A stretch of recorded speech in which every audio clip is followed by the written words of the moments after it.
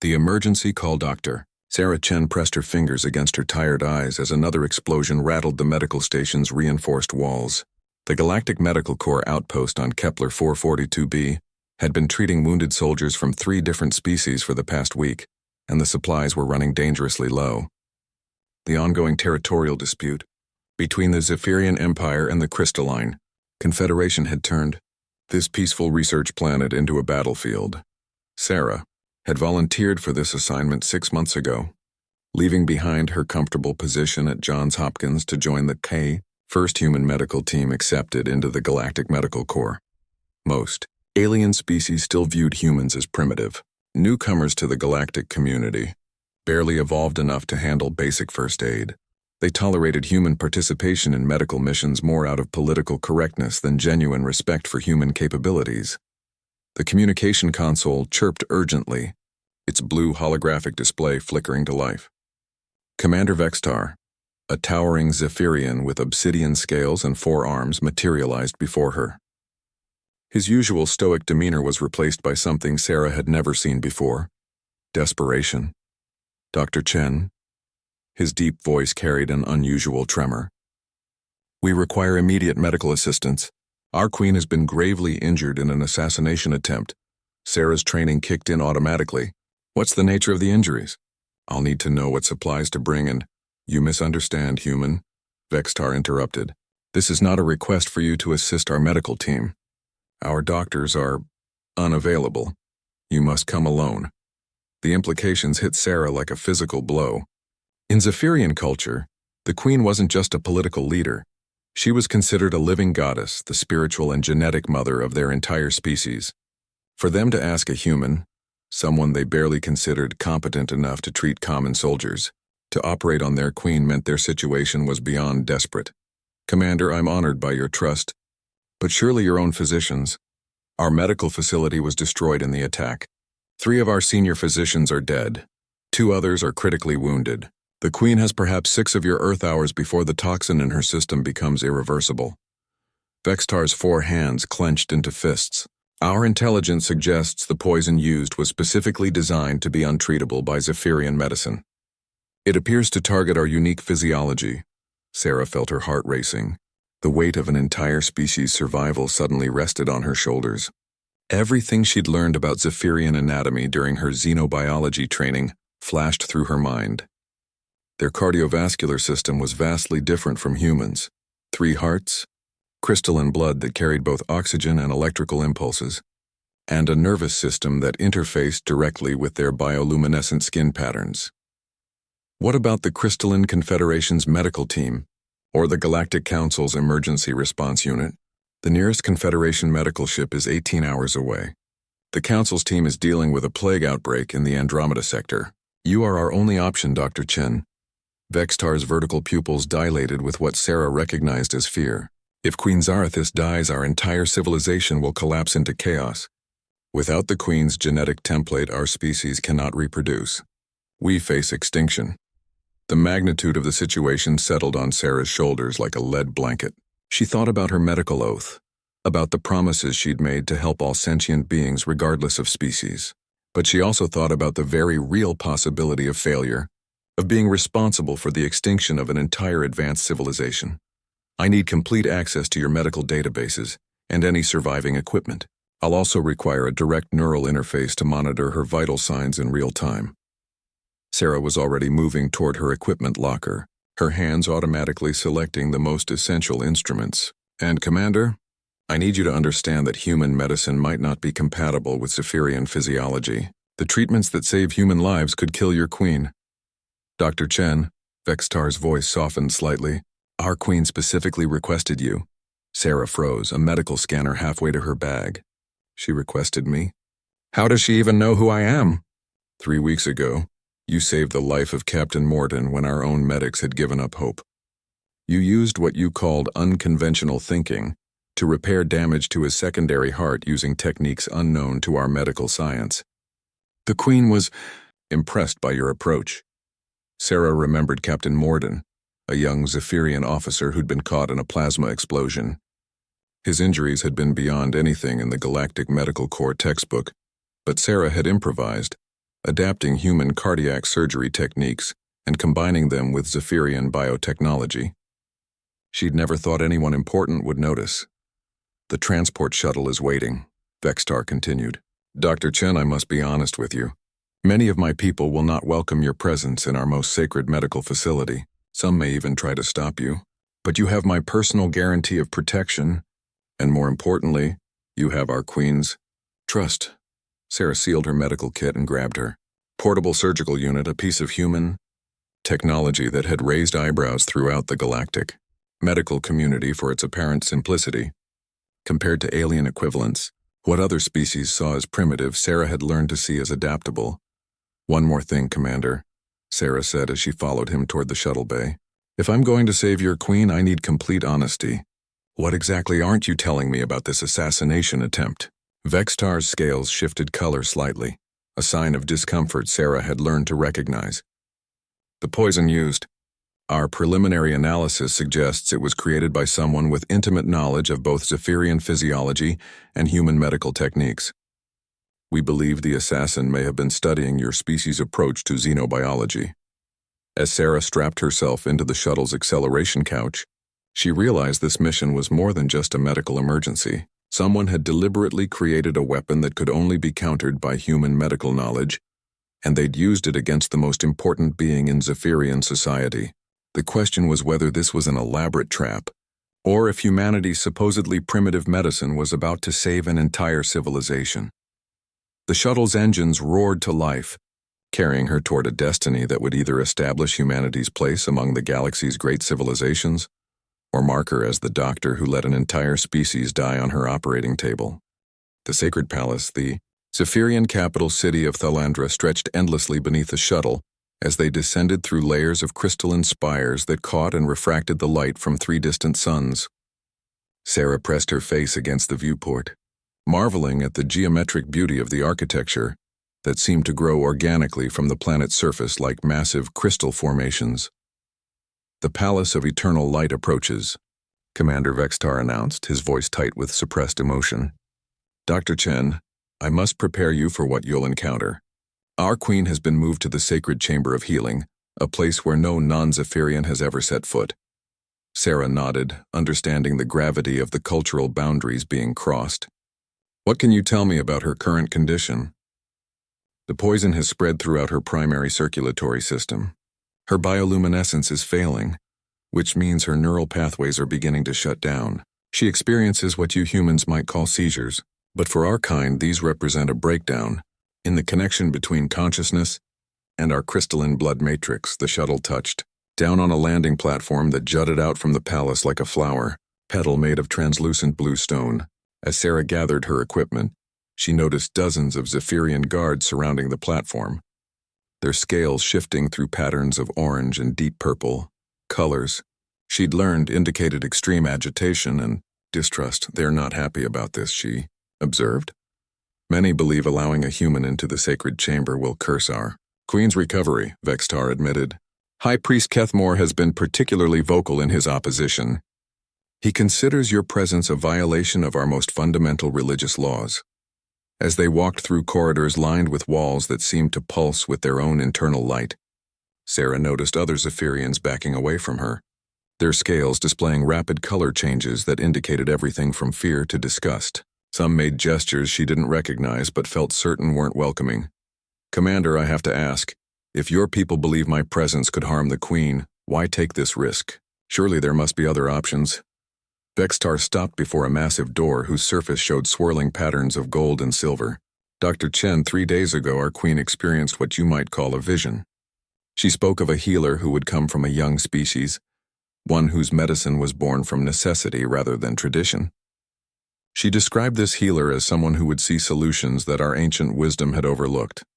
The doors opened silently, revealing a chamber that took Sarah's breath away. The room seemed to exist inside a massive geode, with crystalline walls that pulsed with soft rhythmic light. In the center, on a raised platform of what appeared to be living crystal, lay Queen Zarathis. Sarah's first thought was that no medical textbook had adequately prepared her for the reality of seeing a Zephyrian ruler. The Queen was easily 8 feet tall, her scales an intricate pattern of deep blue and silver that seemed to shift and flow like liquid metal. But what struck Sarah most was how still she lay. Zephyrians were naturally kinetic beings, their scales constantly shifting color to reflect their emotional and physical states. The queen's scales had settled into a dull gray that Sarah instinctively knew meant she was dying. By the ancient crystals, what is this creature doing in our most sacred space? Sarah turned to see a tall Zephyrian approaching, his scales a brilliant white marked with geometric patterns that seemed to indicate high rank. His four eyes blazed with fury as he looked between Sarah and Commander Vextar. "High Priest Kethmore," Vextar replied formally. "Dr. Chen is here by direct order of Queen Zarathis herself. Our queen was delirious when she made that request. I will not permit this primitive to defile our sacred healing chamber with her crude methods." Kethmore's scales flashed bright red with anger. "Our ancestors have maintained these traditions for 10,000 cycles. We will not break them now for a species that has barely learned to travel between stars." Sarah stepped forward, her medical training overriding her diplomatic caution. "High Priest, with respect, your queen is dying. I can see her condition deteriorating even as we speak. Her secondary heart is failing, and the neural pathways controlling her scale luminescence are shutting down. In approximately 4 hours, the cascade failure will become irreversible." Kethmore's scales shifted to a pattern Sarah hadn't seen before, shock mixed with indignation. "You dare claim to understand Zephyrian physiology better than our sacred healers?" "I don't claim anything," Sarah replied calmly, approaching the queen's resting place. "But I can see that the toxin is specifically designed to exploit the connection between your cardiovascular and nervous systems. Whoever created this poison understood that Zephyrian medicine would try to treat the circulatory damage first, which actually accelerates the neural deterioration." She knelt beside the platform, her hands hovering over the queen's form as her medical scanner provided detailed readings. "Your traditional approach would be to purify the blood matrix and restore the natural crystal resonance, correct?" Kethmore nodded reluctantly. "That is the proper method for treating blood poisoning in our kind, and that's exactly what this poison was designed to exploit. Look at these readings. Every time you try to purify the blood matrix, the toxin releases additional neurotoxic compounds. It's a trap specifically designed to make traditional Zephyrian medicine ineffective." Commander Vextar moved closer, his scanner confirming Sarah's readings. "High Priest, the human doctor is correct. The poison is adaptive, specifically designed to counter our medical protocols." Sarah could see the internal struggle playing out in Kethmore's scale patterns. His religious convictions warred with the undeniable evidence before him. "Even if this is true, what can a human possibly do that our advanced medicine cannot? Human medicine evolved differently from yours," Sarah explained, beginning to prepare her equipment. "Your medical science developed from your natural biocrystalline nature. You work with energy patterns and harmonic frequencies. Human medicine developed from necessity and limited resources. We learned to be creative, to improvise, to find solutions that don't follow established patterns." Queen Zarathis's eyes suddenly fluttered open, her gaze finding Sarah with surprising focus. When she spoke, her voice was barely a whisper, but it carried clearly in the crystalline chamber. "The healer from the young world," she said weakly. "You came." "Your Majesty," Sarah replied, instinctively bowing her head. "I'm going to do everything I can to save you." "I dreamed of you," the queen continued, her scales flickering with faint patterns of gold. "I saw you standing over my people's enemies, not with weapons but with instruments of healing. I saw you teaching our physicians new ways to preserve life." High Priest Kethmore's scales shifted to deep blue, a color Sarah had learned indicated profound contemplation. "Your Majesty, surely you cannot mean to trust our civilization's survival to an outsider." "Kethmore, my faithful priest," Queen Zarathis managed a weak smile. "Sometimes the greatest wisdom comes from those who are not bound by our ancient ways. This young healer sees with fresh eyes, unencumbered by 10,000 years of tradition." Sarah felt the enormous weight of responsibility settling on her shoulders once again. She looked at her equipment, then at the dying queen, then at the dozen Zephyrian observers who watched her every move with a mixture of hope and skepticism. "Your Majesty, I need complete access to your medical databases and permission to use treatment methods that may seem unorthodox. I also need High Priest Kethmore's cooperation. Because I'm going to need someone who understands the spiritual and cultural significance of what I'm doing. Queen Zarethis' scales flickered with what Sarah hoped was approval. You have both. Save my people, young healer. Show them that wisdom can come from any world, any species. As Sarah began her examination in earnest, she realized she wasn't just fighting to save one life. She was fighting to prove that humanity deserved its place among the stars. The diagnosis Sarah's hands moved with practiced precision as she connected her portable diagnostic equipment to the Queen's crystalline monitoring nodes. The readings that appeared on her scanner made her heart sink. The poison was even more sophisticated than she'd initially realized. "High Priest," she called to Kethmore, who had been watching her every move with barely concealed skepticism. "I need you to explain something to me. In Zephyrian physiology, how exactly does the connection between emotional state and physical health function?" Kethmore's scales shifted to a pattern of deep purple, indicating confusion. "That is basic knowledge. Our scales reflect our inner state because they are directly connected to our nervous system. Strong emotions can influence healing, while despair or fear can worsen illness. And your Queen's scales have been gray since I arrived," Sarah observed, her scanner detecting minute changes in the crystalline structures embedded throughout the Queen's skin. "But that's not just because she's dying physically, is it?" Commander Vextar moved closer, his own scales showing interest. "What are you suggesting, Dr. Chen?" Sarah pulled up a three-dimensional display of the Queen's nervous system, highlighting areas where the toxin had concentrated most heavily. "Look at the distribution pattern. The poison isn't just attacking randomly, it's specifically targeting the neural pathways that control emotional regulation and social bonding. In humans, we'd call this a neuropsychiatric attack." "That's impossible," Kethmore declared, but his scales were shifting to patterns Sarah had learned indicated uncertainty. No poison could target such specific functions. This one can because it was designed by someone who understood that Zephyrian leaders maintain their authority through empathic connection with their people. Sarah highlighted different areas of the brain scan. "Your Queen isn't just dying from organ failure. She's being systematically disconnected from her ability to feel hope, trust, or connection to others. The assassin wanted her to die in despair, completely alone." Queen Zarethis' eyes opened slightly, focusing on Sarah with obvious effort. You understand. I can feel myself becoming empty, as if the bonds that connect me to my people are dissolving." Sarah knelt closer to the Queen's platform.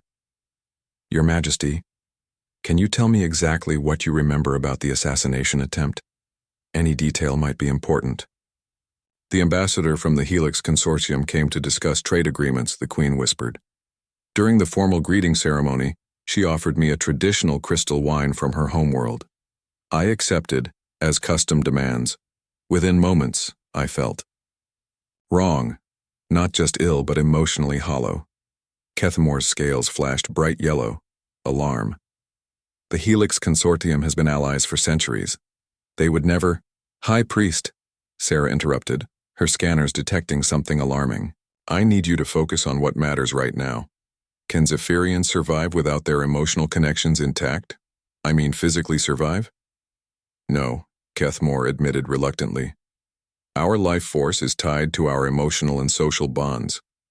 A Zephyrian who cannot feel connection to others will enter what we call crystal sleep, a comatose state that inevitably leads to death."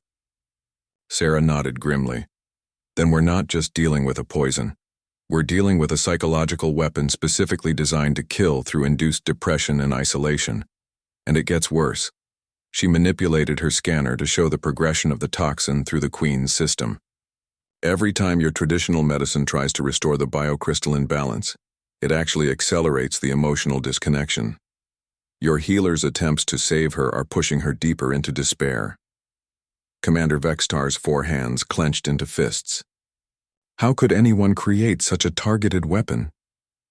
"By studying both Zephyrian physiology and human psychology," Sarah replied, her mind racing through possible solutions. "Humans have extensive research on depression, isolation, and learned helplessness. Because we've had to overcome these conditions to survive. Whoever made this poison combined that knowledge with an understanding of Zephyrian biocrystalline neural networks. High Priest Keith Moore moved closer to the Queen's platform, his scales showing a complex pattern Sarah hadn't seen before. If this is true, then no amount of traditional healing will save her. We would need to somehow restore her ability to feel emotional connection while simultaneously purging the physical toxin. Exactly, Sarah said, already formulating a treatment plan. But here's what the assassin didn't count on. Human medicine has developed specific techniques for treating severe depression and emotional disconnection. We've had to, because psychological trauma can be just as deadly as physical injury for our species. She began pulling specialized equipment from her medical kit, devices that most alien species considered primitive, but that Sarah knew represented centuries of human innovation in treating mental health conditions. Dr. Chen, Queen Zarathis spoke with surprising strength. What are you proposing? A combination therapy that no other species would think to try, Sarah replied. I'm going to use human psychological techniques to help you rebuild emotional connections while simultaneously using adapted human cardiac procedures to bypass the toxin's effects on your circulatory system.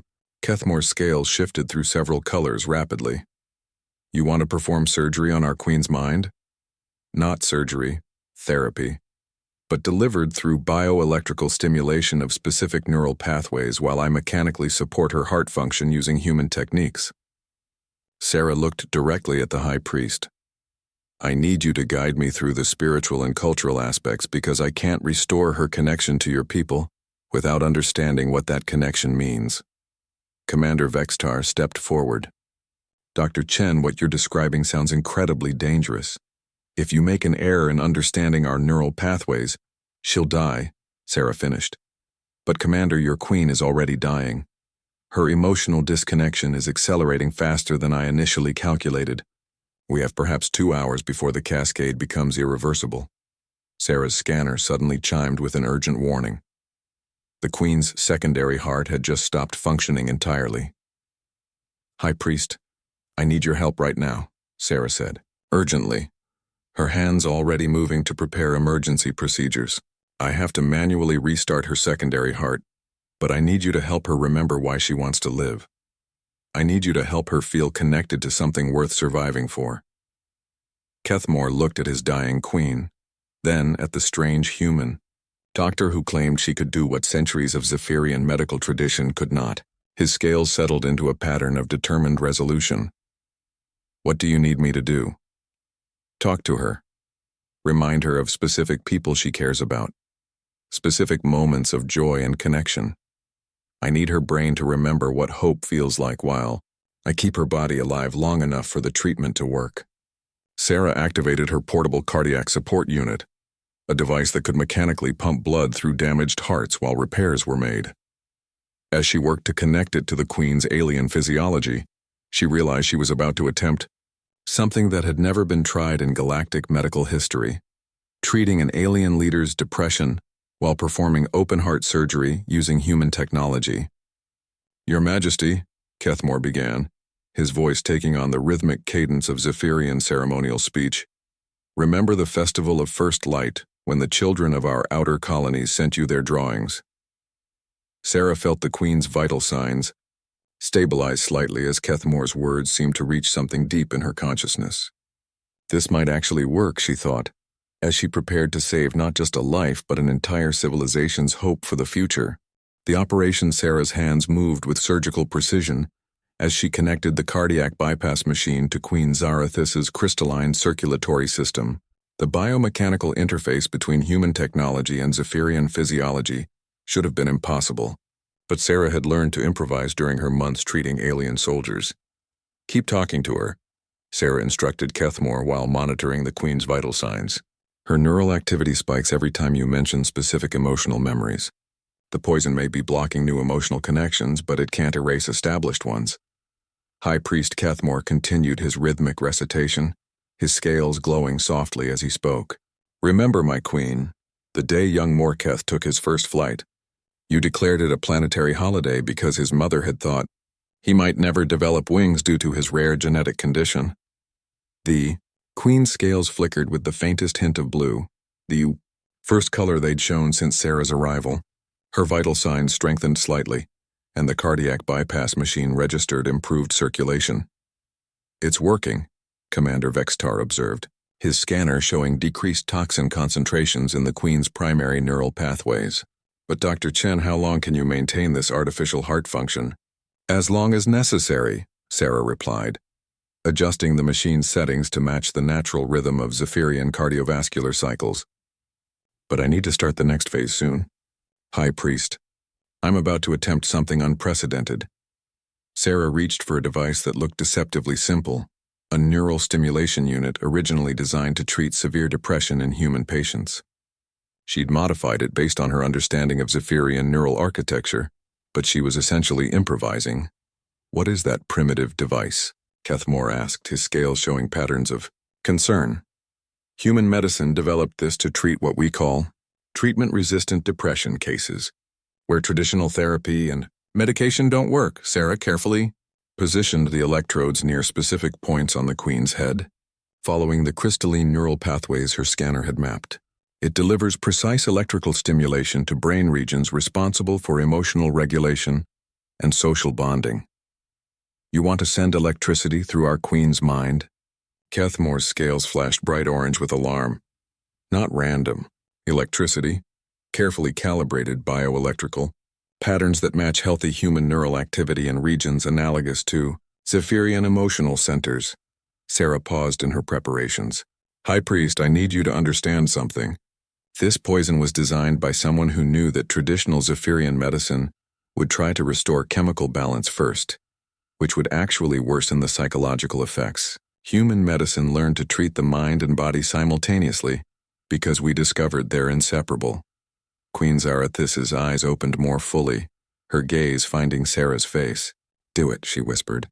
"I can feel myself slipping away, not just physically, but I'm losing the ability to care about my people. That terrifies me more than dying." Sarah activated the neural stimulation device while carefully monitoring both the artificial heart function and the Queen's brainwave patterns. The readings on her scanner immediately showed dramatic changes. "Remarkable," Commander Vextar breathed, watching as the Queen's scales began to show faint patterns of multiple colors instead of the deathly gray. "Her neural activity is increasing, but not in a chaotic way. It's becoming more organized. The stimulation is helping her brain remember how to form emotional connections," Sarah explained, fine-tuning the electrical patterns. "But I need more than memories, High Priest. I need you to help her feel genuinely connected to something in the present moment." Kethmore's scales shifted through several patterns before settling on determined gold. "My Queen, the entire palace has been filled with your people for 3 days. They refuse to leave until they know you're safe. The children especially. They've been singing the old healing songs outside your chambers." For the first time since Sarah's arrival, Queen Zarathus smiled. Her scales began showing definite patterns of blue and silver, and the cardiac monitors registered significant improvement in heart function. "That's it," Sarah said, watching the toxin readings drop for the first time. Her body is starting to fight back because her mind remembers why it's worth fighting. But we're not done yet. Sarah reached for her most controversial piece of equipment, a portable surgical laser originally designed for human microsurgery. "I need to physically remove the toxin reservoirs that have formed in her neural tissue. The poison created crystalline deposits that will continue releasing neurochemical suppressants unless they're surgically extracted." "Absolutely not," Kethmore declared. "No blade has ever touched royal blood. It would be sacrilege." "High Priest," Queen Zarathus spoke with returning strength, "our laws were written to protect life, not to prevent it from being saved. This human healer is showing us new ways to preserve what we hold sacred." Sarah looked at her scanner readings one more time. "Your Majesty, I won't lie to you. This procedure has never been attempted on a Zephyrian before. I'm adapting human neurosurgical techniques based on my best understanding of your physiology. There's a significant risk of permanent damage. And if you don't attempt it, the toxin reservoirs will continue releasing suppressive compounds. You might survive physically, but you'll never regain full emotional connection to your people. You'll exist, but you won't truly live." Queen Zarathus considered this for a long moment, her scales showing complex patterns that Sarah interpreted as deep thought mixed with determination. Then proceed, Dr. Chen. I would rather die trying to reclaim my full life than survive as a shadow of myself. Sarah began the microsurgery, using her laser to carefully target the crystalline deposits the poison had formed in the queen's neural tissue. Each deposit was microscopic, requiring precision that pushed both human technology and Sarah's skills to their absolute limits. Her brain activity is changing, Commander Vextar reported. The patterns are becoming more complex, more alive. That's her mind beginning to remember how to process complex emotions, Sarah explained while continuing the delicate surgery. Each deposit I remove restores another aspect of her emotional capacity. As Sarah worked, she noticed something unexpected in the scan results. High Priest, look at this.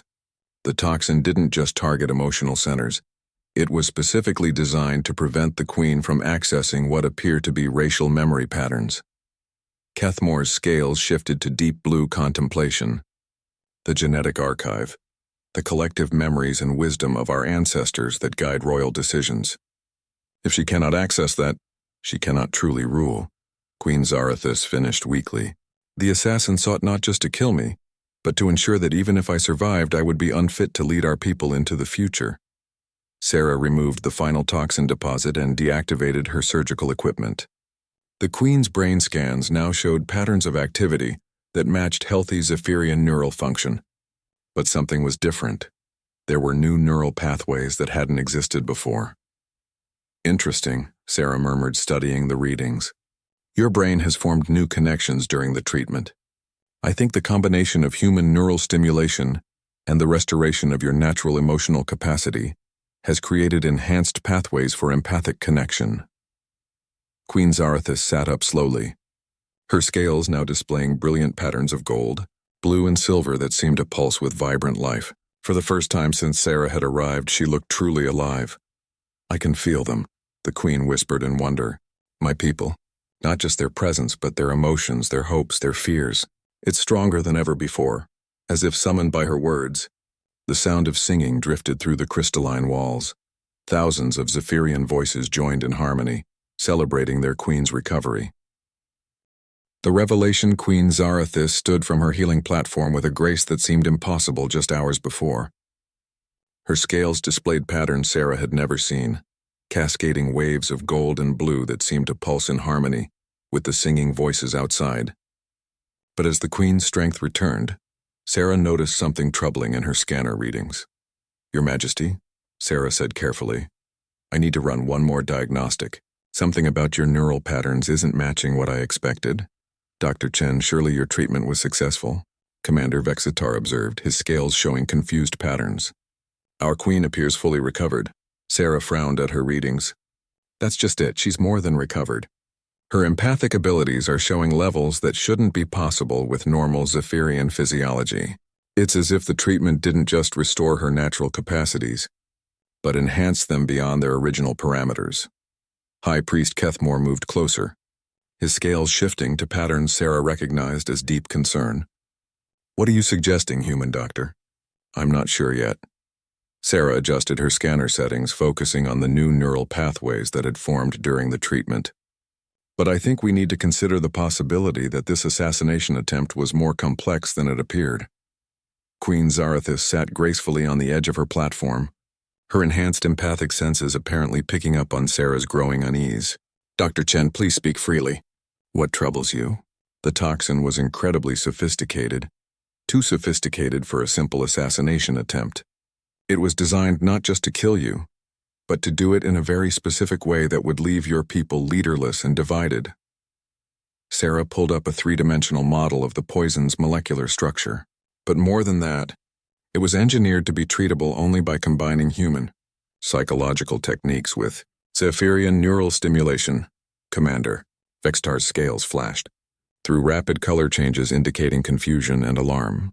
You're saying someone wanted the human to treat our queen? I'm saying someone designed a situation where I would have to use unprecedented techniques that would fundamentally alter Queen Zarathus's neural architecture. Sarah highlighted specific aspects of the toxin's design. Look at these molecular markers. They're not just compatible with human antidotes. They're designed to react specifically to human bioelectrical patterns. High Priest Kethmore began pacing around the chamber, his scales showing deep purple contemplation. If what you suggest is true, then this was never about killing our queen. It was about changing her? More than that, Queen Zarathis said softly, her voice carrying new harmonics that seemed to resonate through the crystalline chamber. I can sense things I never could before, Dr. Chen. I can feel the emotional states of beings far beyond our world. I can sense the distress of species I've never met, conflicts brewing in distant systems. Sarah felt a chill run down her spine as the implications became clear. Someone used me to turn you into something unprecedented, a ruler who can empathically connect with multiple species across vast distances. But why? Because war is coming, a new voice said from the chamber entrance. Everyone turned to see Ambassador Velthara of the Helix Consortium standing in the doorway, her insectoid features displaying what Sarah had learned to recognize as profound sadness. 2 Zephyrian guards moved to intercept her, but Queen Zarathis held up a hand to stop them. Let her speak, the Queen said, her enhanced empathy apparently allowing her to sense the ambassador's genuine distress. She carries the weight of terrible knowledge. Ambassador Velthara approached slowly, her compound eyes reflecting the chamber's crystalline light. Your Majesty, I must confess that the poison came from my ship, but I was not its intended deliverer. Someone infiltrated my delegation and replaced our ceremonial wine with the toxin. Who? Commander Vextar demanded, his scales flashing bright red with anger. We believe it was agents of the Shadow Collective, a group of beings from multiple species who have been secretly manipulating galactic politics for generations. Velthara's voice carried harmonics of deep fear. They've been engineering conflicts between major powers while positioning themselves to seize control when the inevitable war breaks out. Sarah felt pieces of a larger puzzle falling into place, and they needed a leader who could unite multiple species against them. Someone with unprecedented empathic abilities who could literally feel the suffering of beings across the galaxy. Precisely, Velthara confirmed, but they underestimated human ingenuity. They expected any treatment to simply restore Queen Zarathis to her normal state, making her a symbol of survival, but not fundamentally changing her capabilities. They never anticipated that human medicine would actually enhance her natural gifts. Queen Zarathis stood, her scales now displaying patterns that seemed to encompass every color in the spectrum. I can sense them now, the Shadow Collective. Their operations span dozens of systems, their agents embedded in governments throughout the galaxy. But more than that, I can feel their fear. They never intended to create someone who could detect their hidden presence. Your Majesty, High Priest Kethmore said, his voice filled with awe. What you describe sounds like the ancient prophecies of the unified consciousness, a leader who could guide all sapient beings toward harmony. The prophecies were real, Queen Zarathis replied, her enhanced abilities apparently granting her access to racial memories previously thought mythical, but they were not predictions, they were warnings. The ancient Zephyrians foresaw a time when artificial enhancement would be necessary to prevent galactic extinction. Sarah checked her scanner readings again, noting the continuing evolution of the Queen's neural patterns. Your Majesty, the changes in your brain are still progressing. Whatever this treatment has awakened in you, it's not finished yet. I know, the Queen replied calmly. I can feel my consciousness expanding, connecting to empathic networks I never knew existed. Dr. Chen, your species possesses something unique among galactic civilizations, the ability to overcome limitations through creative adaptation rather than technological advancement. Commander Vextar stepped forward, his scales showing patterns of profound realization. The Shadow Collective chose humans as the instruments of their plan because they believed your medicine was primitive and predictable. They never considered that human innovation could exceed their calculations. Which means, Sarah said, understanding dawning, they've made a critical error.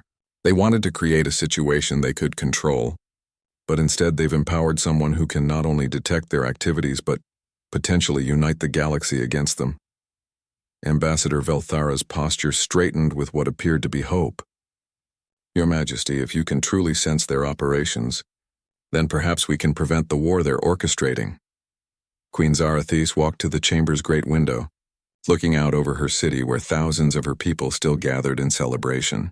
But her enhanced senses were reaching far beyond the visible touching minds and hearts across the galaxy.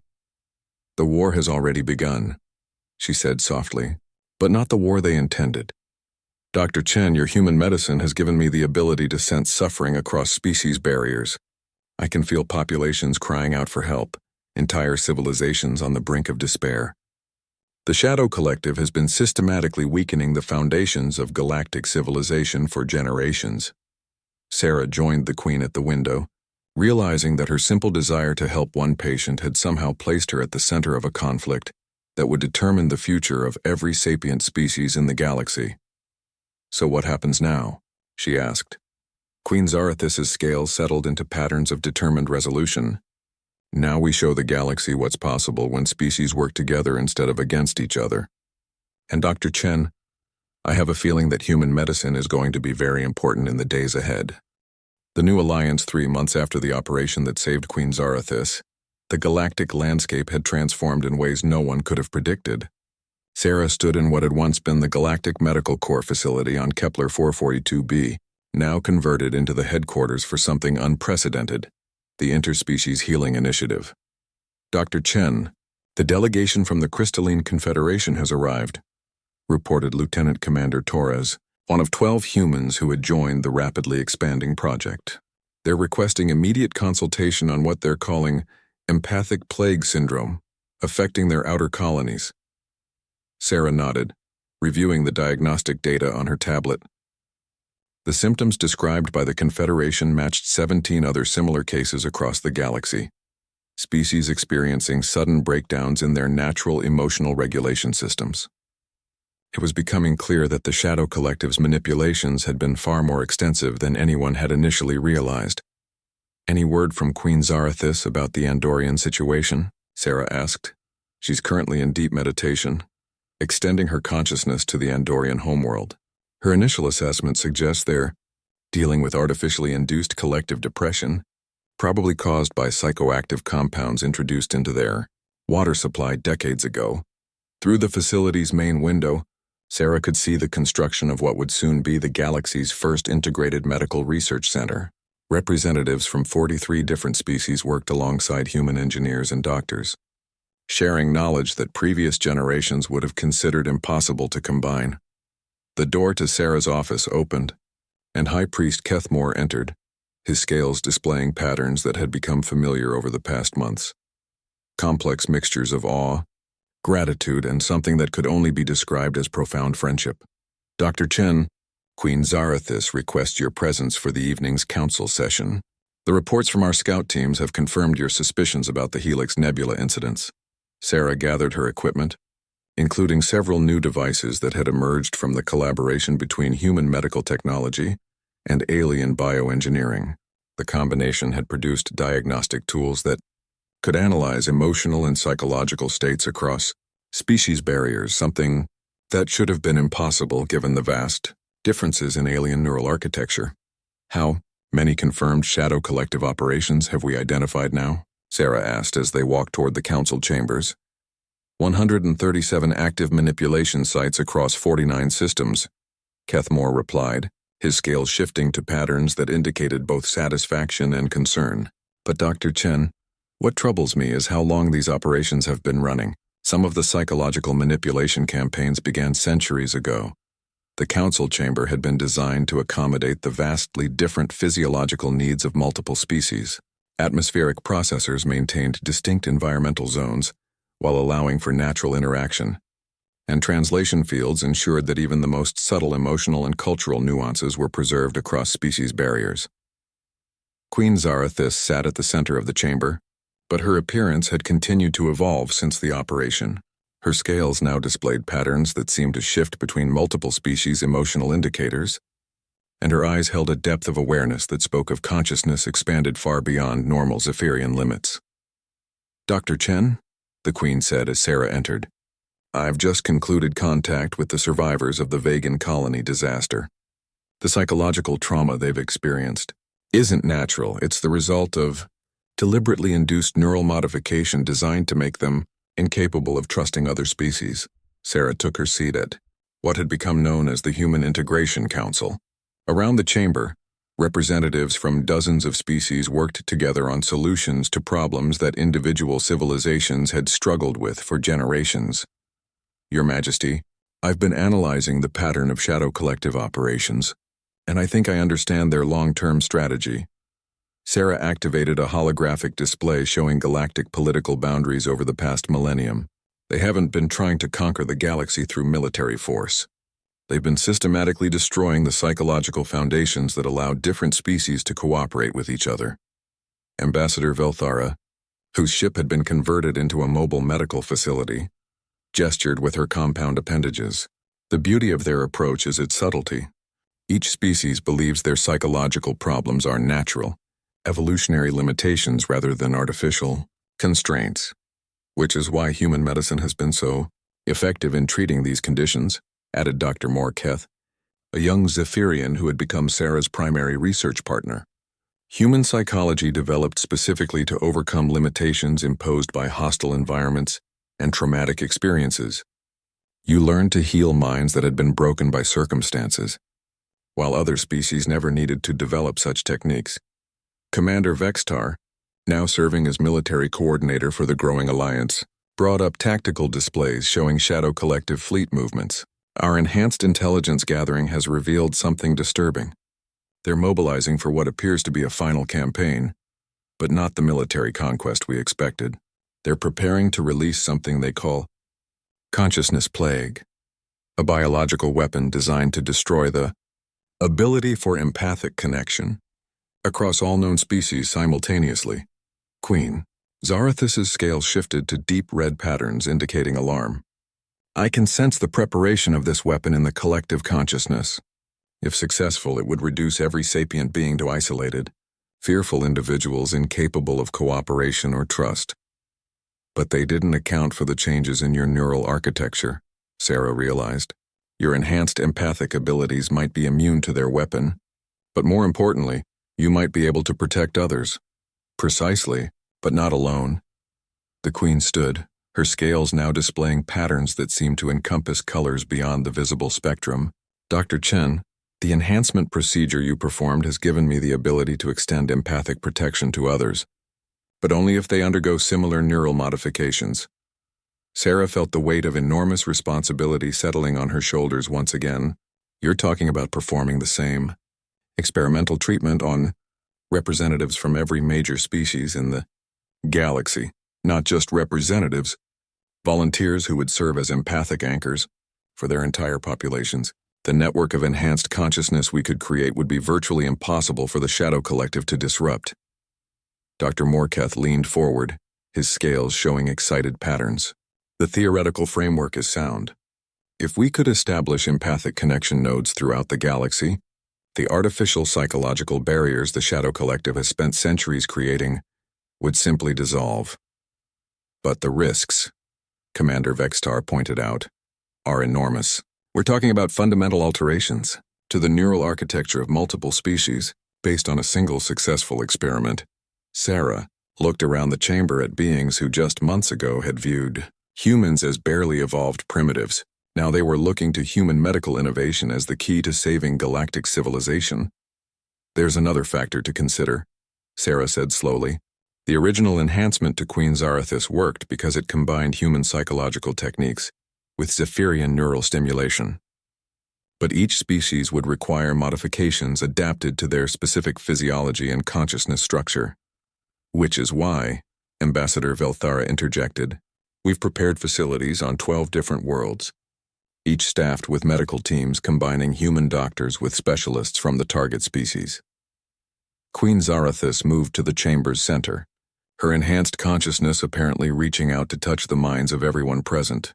The volunteers have already been selected, representatives from 49 species, including 12 humans who will help coordinate the network once it's established.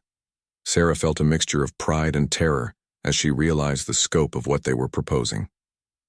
We're talking about creating something that's never existed in galactic history, a truly unified consciousness that spans multiple species while preserving individual identity and cultural uniqueness. Exactly, the Queen replied.